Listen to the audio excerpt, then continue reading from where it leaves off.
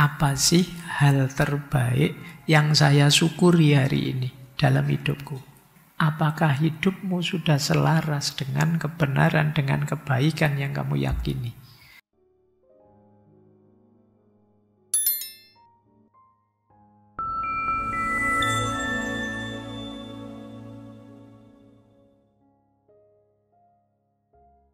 Oke, bismillah. Assalamualaikum warahmatullahi wabarakatuh. Bismillah. Mari kita mulai kembali ngaji kita. Yuk, kita pelan-pelan sekarang mulai masuk. Bagaimana cara kita membangunnya? Sebenarnya pertanyaan apa sih makna hidupmu kalian yang tahu ya. Ini malam hari ini kita mengarahkan dengan pertanyaan-pertanyaan saja. Coba ya sekarang menemukan makna, membangun makna. Coba kalian setelah ini nanti tanyakan dirimu ya. Ini saya tidak tahu berapa, 10 apa berapa pertanyaan itu. Harus bisa jawab. Kalau tidak bisa jawab, latihan. Entah kalian upayakan gimana biar bisa jawab. Kalau kalian bisa jawab, nanti bisa kalian rumuskan. Berarti ini makna hidupku.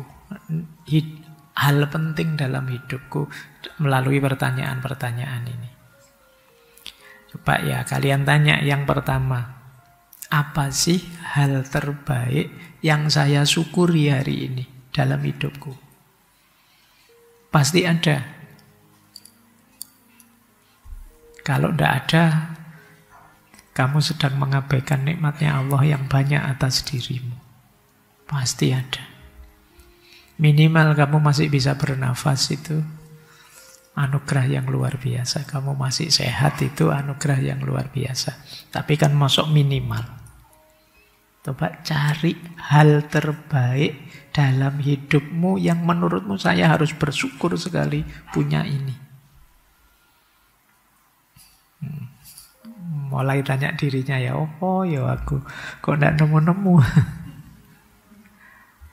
Terserah, Pak, saya itu tidak pinter, Pak. Tapi saya itu kata teman-teman murah senyum, Pak. Nah, berarti ini yang perlu saya syukuri ini. Saya dianggap ramah berarti. Oke ya, coba kamu cari apa dalam hidupmu.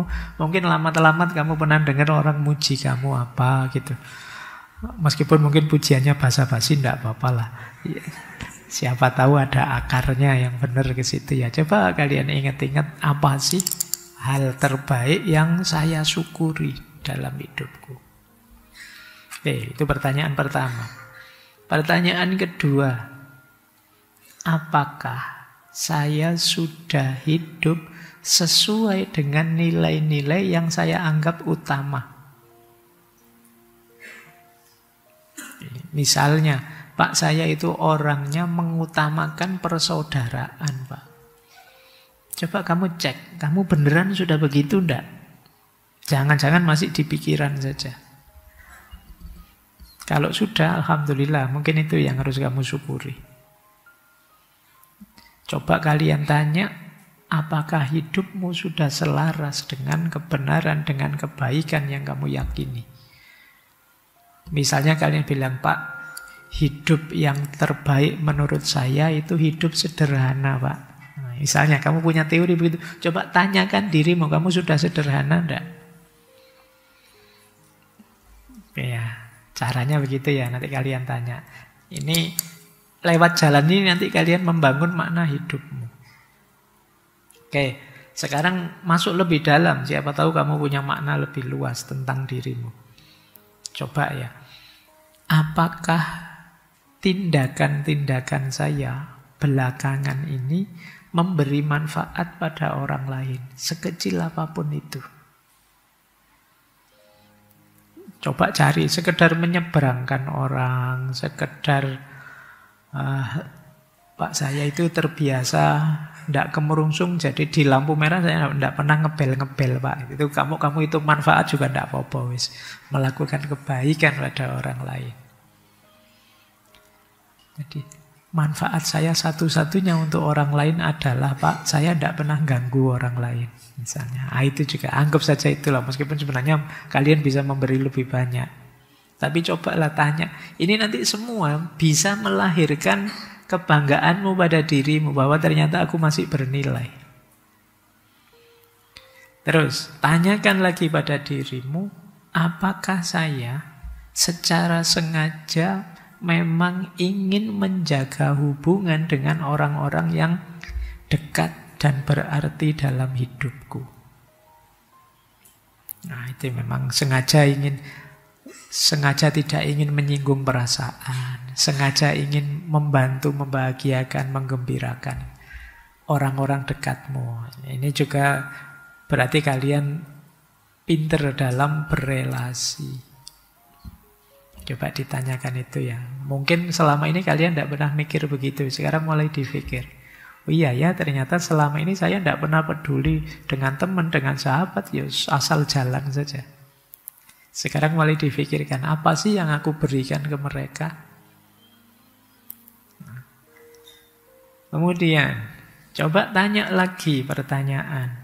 Apa pelajaran-pelajaran berharga yang saya dapat dari pengalaman-pengalamanku selama ini? Kalau kalian bisa menyebutkannya, mungkin di titik itulah kamu merasa bermakna. Saya, Pak, sejak dikhianati itu, sekarang saya jadi pribadi yang lebih hati-hati, Pak. Saya tidak akan mau dibohongi untuk kedua kalinya. Nah, itu mulai. Kita dapat pelajaran sekarang. Oke ya. Makna hidupmu mesti nanti akan geser sudah. Dari pengalaman kemarin percaya wae, sekarang Anda hati-hati. Terus, ada lagi. Apakah saya sudah menggunakan kemampuan saya untuk sesuatu yang bermakna? Tadi kan hal pertama yang kamu tanyakan, apa yang bisa saya lakukan yang terbaik yang harus saya syukuri.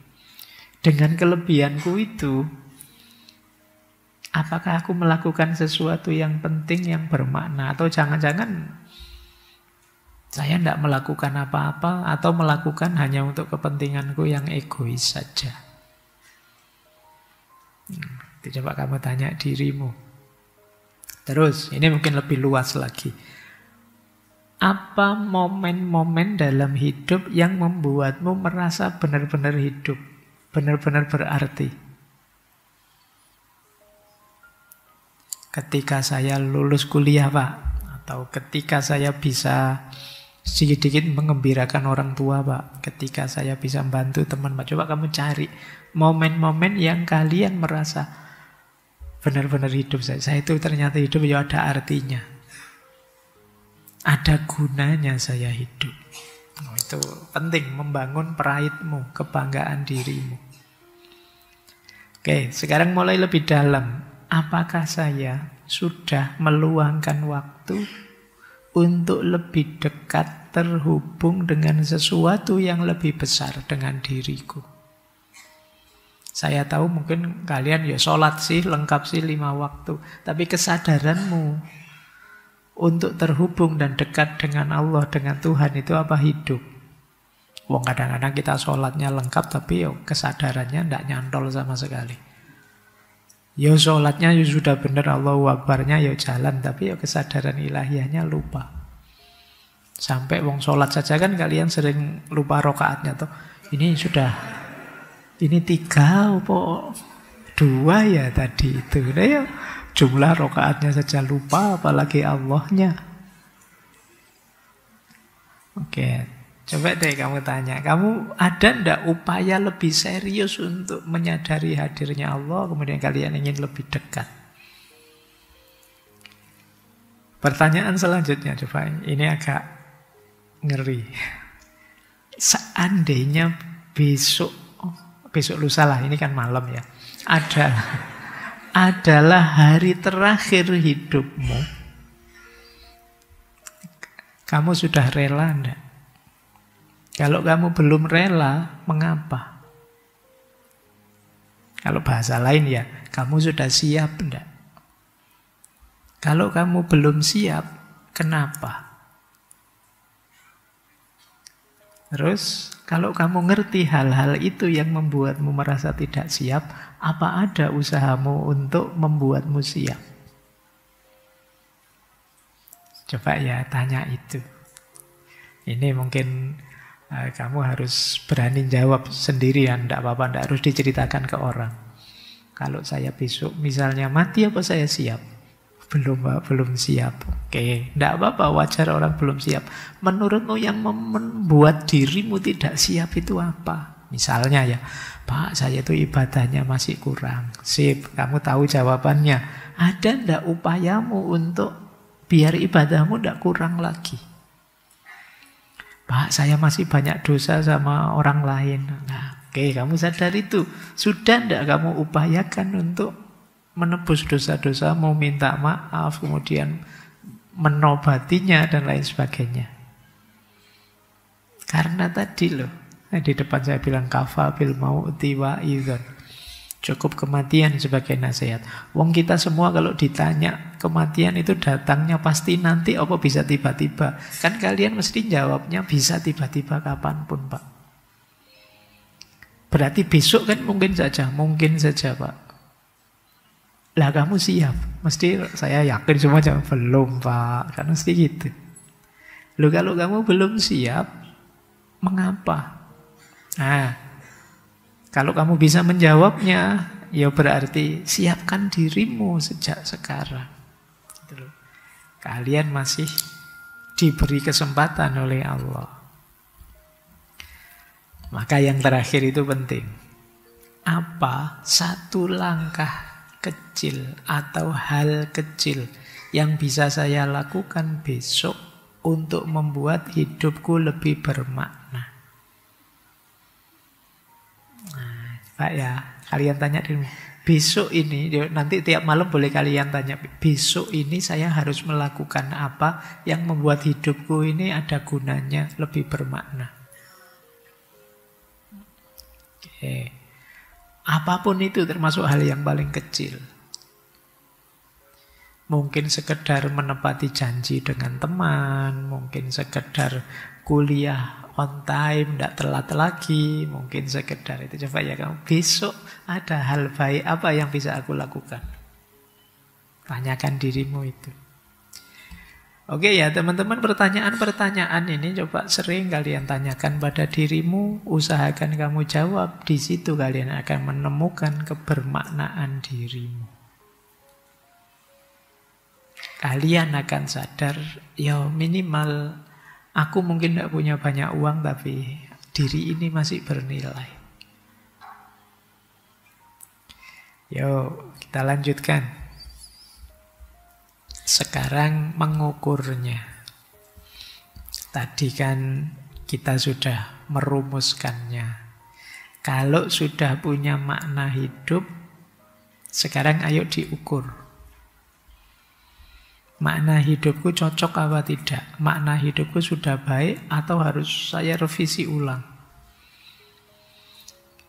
Jadi kalian kan sekarang punya, aku itu orangnya begini loh. Aku itu penting karena ini loh.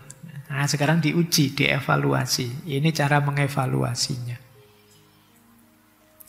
Yang pertama, cocok atau tidak dengan nilai keutamaan yang kita yakini.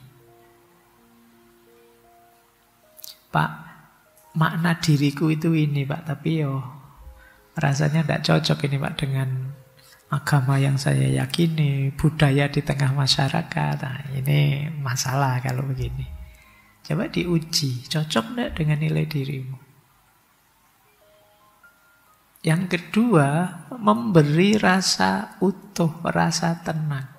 Dengan makna itu kamu suka dengan dirimu. Kamu tenang sekarang. Jangan sampai kalian punya makna tapi kamu gelisah dengan makna itu. Jadi, meskipun sulit, saya masih senang dengan diriku karena makna tadi. Tapi banyak orang yang gelisah dengan maknanya sendiri. Pak, ternyata saya itu orangnya, misalnya ya, tidak tegaan, Pak. Kalau ada teman ngomong, saya selalu luluh itu. Nah, kamu ngerti makna dirimu itu, tapi terus kamu sendiri gelisah. Iya, Pak, saya gara-gara itu loh, Pak. Terus sering ditipu orang. Teman-teman itu kalau mau utang itu rasanya kasihan sekali saya melihatnya. Tapi besok ya kayak ndak ada apa-apa lagi misalnya. Kayak gini kan kamu gelisah dengan makna dirimu sendiri. Kamu ndak seret, ndak cocok dengan makna yang sudah kamu tetapkan. Kamu jadi tidak tenang. Pak, saya ingin membentuk makna hidupku sebagai pribadi yang cuek, peduli amat dengan apa saja. Tapi ternyata tidak bisa kamu mau cuek total itu. Tiap kali ada apa-apa, pinginnya ikut campur saja. Pingin komen saja. Pingin ikut ngomong saja. Tidak bisa saya cuek. Tidak cocok dengan dirimu, maknamu. Kamu gelisah. Ya di mulut saja sih ngakunya cuek. Tapi begitu baca berita, baca postingan itu gatel, pengen ikut komen. Panas kamu kalau lihat orang ngomong macam-macam, ya sama saja. Tidak cocok berarti maknamu. Terus konsistensi jangka panjang. Makna kok ganti-ganti terus. Pak, kemarin saya memaknai diri saya sabar, Pak. Sekarang saya ganti, Pak. Tidak sabar-sabaran lagi masa gitu. Terus besok ganti lagi. Oh, itu ya bukan makna namanya. Kamu masih mencari namanya. Kamu belum siap konsisten di makna itu. Mungkin masih sekedar keinginan-keinginan sesaat. Bukan hakikat kondisi dirimu. Terus, gimana lagi ngukur makna? Yang pertama, manfaatnya untuk hidupmu. Apakah engkau puas? Orang lain juga merasakan atau tidak? Kalau engkau sendiri tidak puas, orang lain juga tidak dapat apa-apa dari maknamu, kemungkinan maknamu perlu direvisi lagi. Dan terakhir, spiritualitas. Kalau spiritualitas, dengan makna itu, kamu lebih dekat dengan Allah atau tidak? Kamu tambah religius spiritual apa enggak? Nah, itu spiritual. Mengukurnya itu. Kalau dirangkum, kalau saya rangkum dengan pertanyaan ini saja. Ini yang bahasa saya self-check.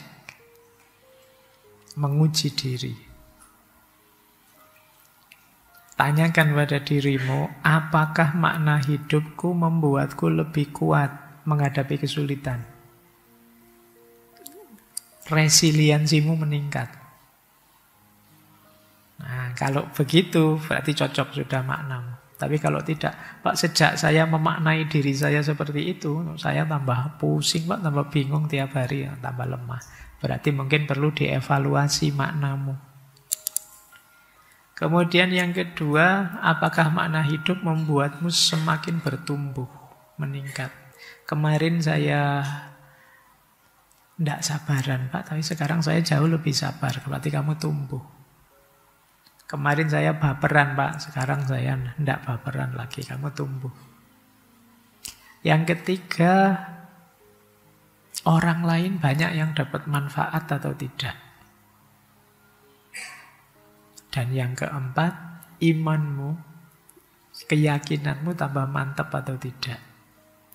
Jadi paling tidak kalian uji dengan 4 hal ya. Dengan makna diri seperti ini, aku tambah kuat atau tidak? Aku tambah baik dari sebelumnya atau tidak? Orang lain dapat manfaatnya atau tidak? Keimananku tambah mantap atau tidak? Nah, jawabannya apa? Kalau jawabannya positif semua, berarti makna hidupmu sudah pas. Tapi kalau masih banyak yang negatif, mungkin perlu kamu evaluasi lagi. Cuma ya tentu saja sebelum ngecek kan kamu harus punya duluan yang dicek apa. Kalau masih belum punya makna, ya ceknya tidak ada gunanya. Makanya tadi saya bilang, tetapkan makna dirimu. Dengan cara tadi ya, di awal. Baik, tentang makna sudah. Sekarang kita masuk ke tujuan. Kalau tujuan lebih konkret. Kalau makna lebih filosofis. Sekarang kita masuk ke tujuan. Gimana caranya menetapkan tujuan? Ayo kita mulai mikir target hidup kita. Ini yang kadang kalian maknai sebagai cita-cita.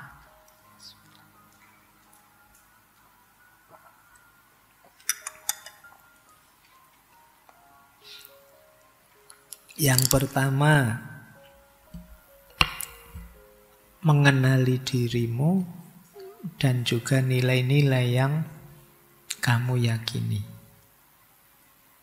Tanyakan dulu, apa sih yang menurutku benar-benar penting? Kejujuran, ilmu, keluarga, spiritualitas. Coba kamu tanya dirimu ya, apa yang paling penting dalam hidupmu? Kalau kalian sudah bisa menyebutkannya, berarti lakukan apa saja sesuai dengan hal yang kamu anggap paling penting tadi. Kalau kalian masih belum bisa jawab ini, ya berarti kalian nanti sulit menetapkan tujuan. Tujuan itu kan kalian arahkan ke hal yang menurutmu paling penting. Kalau sudah ketemu jawabannya apa, yang kedua boleh, kalau ini populer sih di ilmu manajemen, gunakan prinsip SMART. Tetapkan tujuan yang SMART. SMART itu S-nya spesifik, M-nya measurable, A-nya achievable, R-nya relevan, dan T-nya time bound. Spesifik itu jelas, tidak kabur. Awas tercampur dengan makna. Kalau makna mungkin kalian bisa, Pak, saya ingin jadi orang yang berguna bagi nusa, bangsa, agama, ya gitu ya. Zaman kamu SD kalau ditanya cita-cita susah jawabnya, yang ingin jadi orang yang berguna bagi nusa, bangsa, agama, dan orang tua misalnya. Nah, iya. Tapi ini kan masih kabur. Tetapkan tujuan yang spesifik. Pak, saya ingin 5 tahun lagi sudah lulus S3. Meskipun sekarang S1 baru.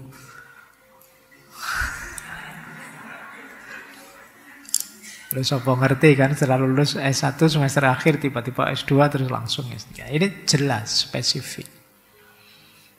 Jadi jangan kabur. Kabur, tujuan kok kabur, itu sulit diminta pertanggungjawabannya. Kapan kamu ngelamar aku? Ya nunggu kalau Allah memberi hidayah ya. Nah ini tidak spesifik, susah. Nanti ya kalau Allah menghendaki, kalau sudah takdirnya ketemulah kita. Itu mungkin itu bahasa-bahasa filosofis. Kalau untuk tujuan spesifik. Aku ingin tahun depan kita sudah menikah. Nah, itu spesifik.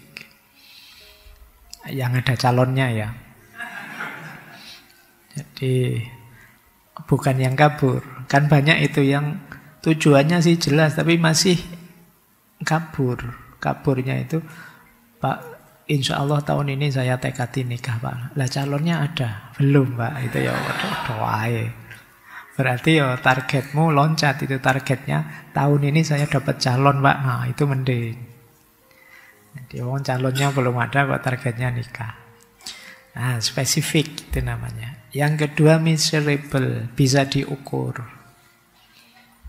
Jadi, bukan yang tidak ada kuantifikasinya, tidak ada kuantitasnya, itu sulit mengukurnya. Kayak tadi loh, saya dapat pasangan misalnya, itu kan mengukurnya jelas. Oh kalau nggak dapat ya berarti dia gagal, tujuannya tidak tercapai. Lulus S3 itu kan ngukurnya gampang. Yang ketiga realistis, achievable, bisa dijangkau. Kayak tadi, wong kuliah S1 ndak lulus-lulus sampai semester 13 kok 5 tahun lagi pengen lulus S3, itu kemungkinan kurang realistis. Targetlah yang lebih realistis, yang lebih masuk akal. Iya, gantungkan cita-cita setinggi langit, tapi yuk yang realistis saja.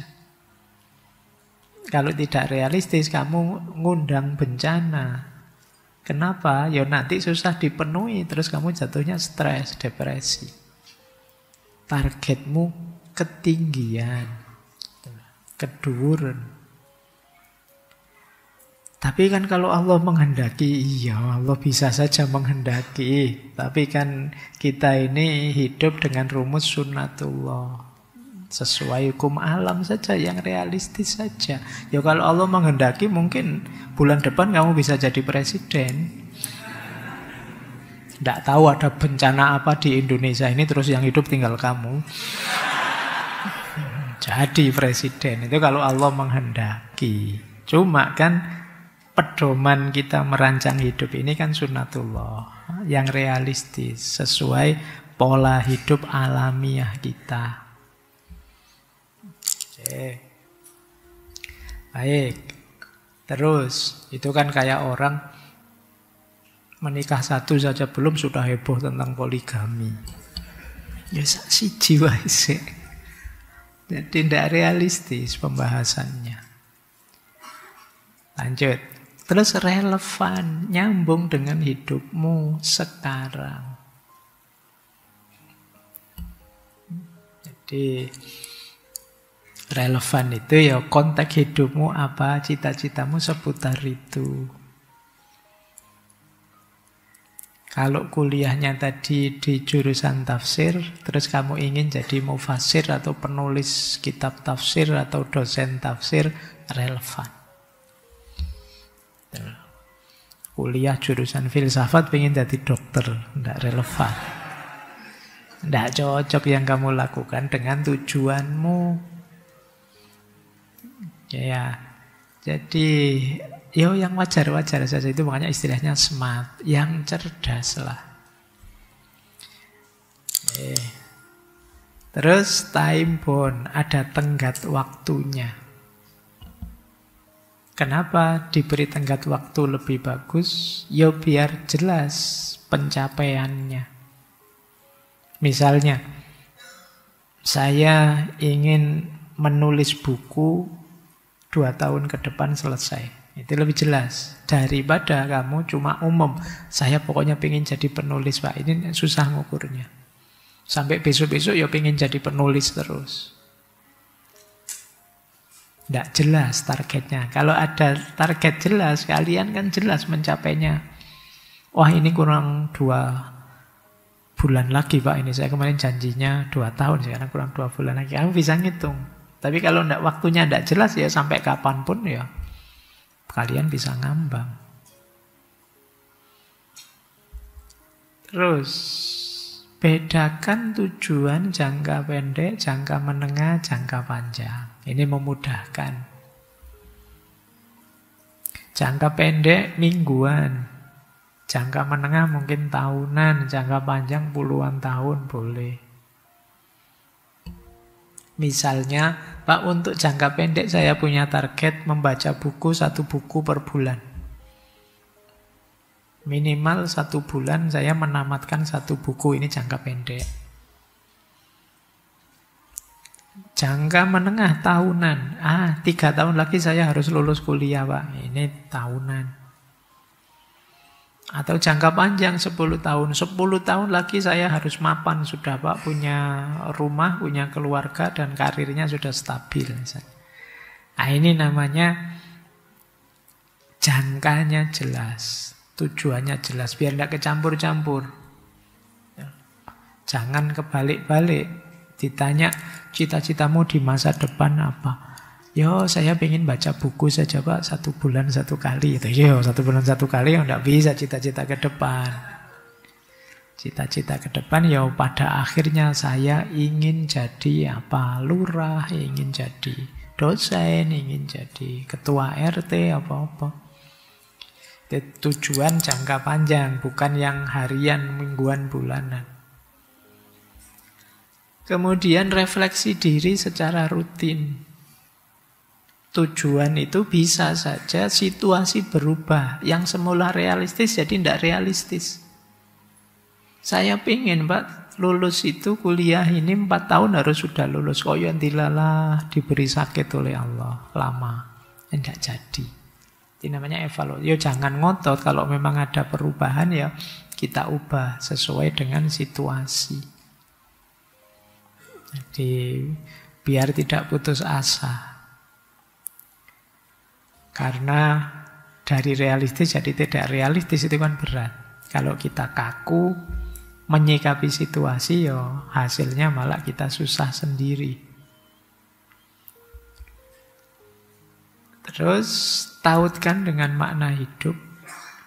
Jadi kita sudah punya makna, tujuannya yang nyambung dengan makna. Misalnya aku ingin jadi guru, tujuanku jadi guru. Kenapa? Karena menurutku hidupku berharga kalau aku bisa mencerdaskan generasi. Kemudian silahkan menetapkan tujuan dengan mengambil inspirasi filosofis atau spiritual. Misalnya, Pak, tujuan hidup saya adalah mengabdi pada Allah, beribadah, ya monggo saja. Atau mengabdi ini tujuan jangka selamanya, jangka panjang Pak, mulai sekarang sampai besok. Sementara yang pendek, yang kuliah ya tujuan saya lulus 4 tahun lagi, yang baca buku ya 1 bulan. Silakan saya kalian atur mana tujuan yang menurutmu cocok, sesuai. Baik. Mungkin setelah ini teman-teman boleh ya oret-oret di kamarnya masing-masing tujuan hidupmu apa. Bikin yang smart, cerdas tadi ya. Yang jelas, yang realistis, yang terukur, yang relevan, dan waktunya jelas. Kalau tidak terpenuhi Pak, dievaluasi. Kenapa kok tidak terpenuhi? Sebabnya apa? Pak, saya itu cuma target setiap hari ngaji 1 lembar saja, kok tidak bisa ya Pak, misalnya. Oh, coba dicek, kenapa kok sampai begitu? Distraksinya apa? Kemudian yang membuatmu sering menunda-nunda apa? Akar masalahnya dari luar atau dari dalam dirimu? Nanti dicari, kalau sudah ketemu, diperbaiki. Kalau menetapkan tujuan saja kalian tidak berani, apalagi tidak mau, ya gimana kalian bisa maju? Bagaimana kalian bisa meningkat? Berkeinginan saja tidak berani, ya gimana kalian bisa berkembang? Harus berani ya mulai besok. Kalian akan jadi orang besar kalau memang bercita-cita besar. Kalau tidak, ya kalian akan di situ-situ saja.